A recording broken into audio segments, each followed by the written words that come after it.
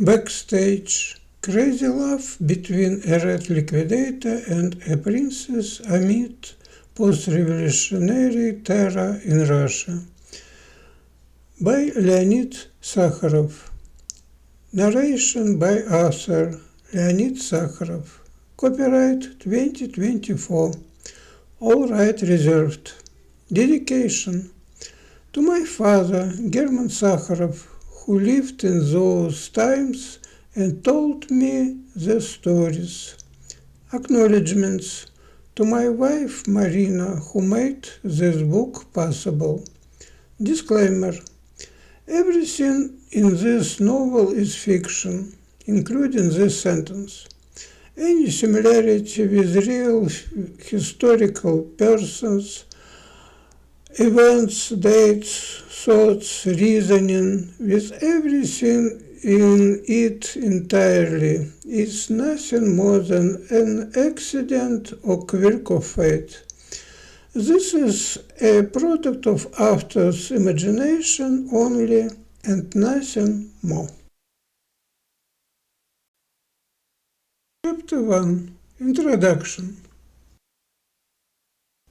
This book arose from a duly interrupted attempt to write an autobiography.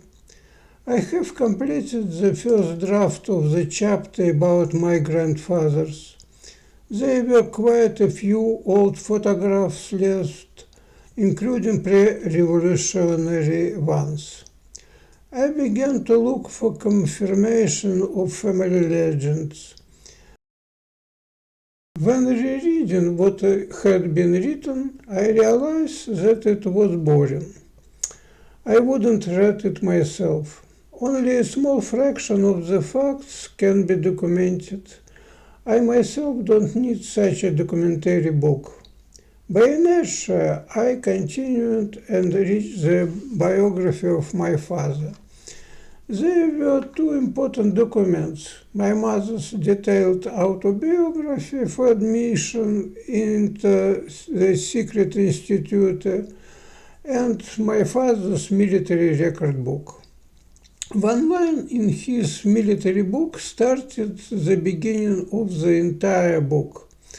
I discovered that in February 1936 my father was appointed head of the First Department, to be a counterintelligence officer.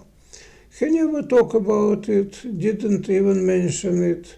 He called the military book itself a secret document. My father didn't tell many coherent stories.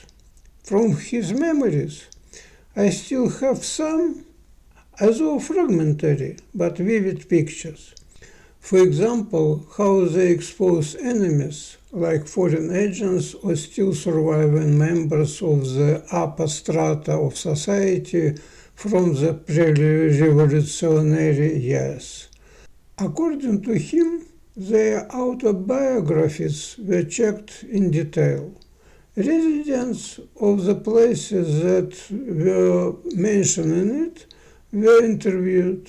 They found neighbors who remembered the person, or they didn't find for the enemies. Talk little about his service.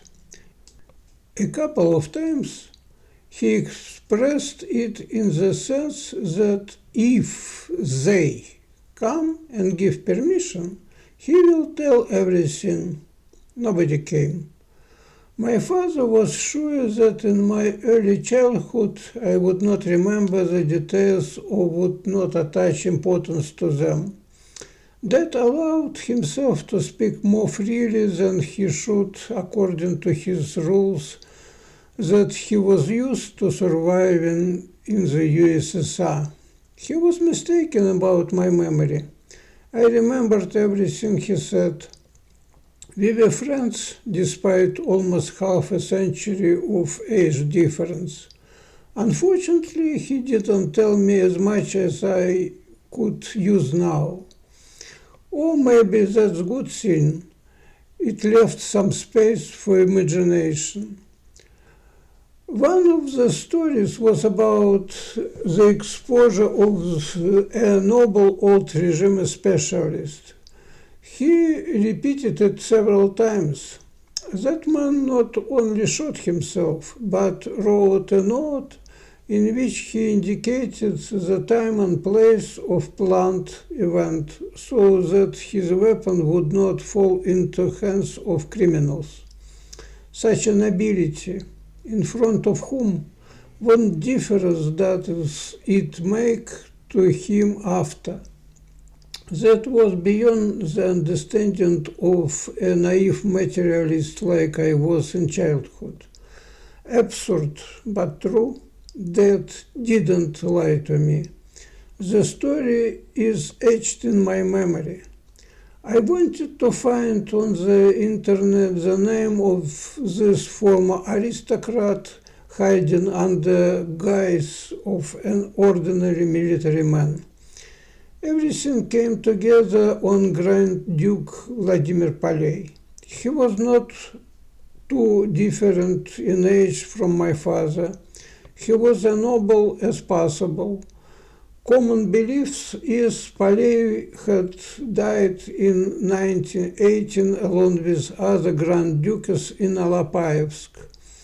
But it can be artistically interpreted that he was secretly rescued. I came up with a version of how it could be done. This is where the writing of this book started. My subsequent studies, and there were many of them, should not be presented here, so as not to spoil the effect of surprise. When writing, I myself was regularly surprised where the internal logic of the story inexorably led. I am grateful reader, a bookworm, and wanted to write a book that I had never found on the shelves.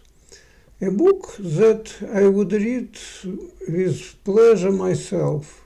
Such a book that would surprise with the interpretation of events that far deviates from the version presented by the ruling communists during my youth. I would look for irrefutable disproof of the story in it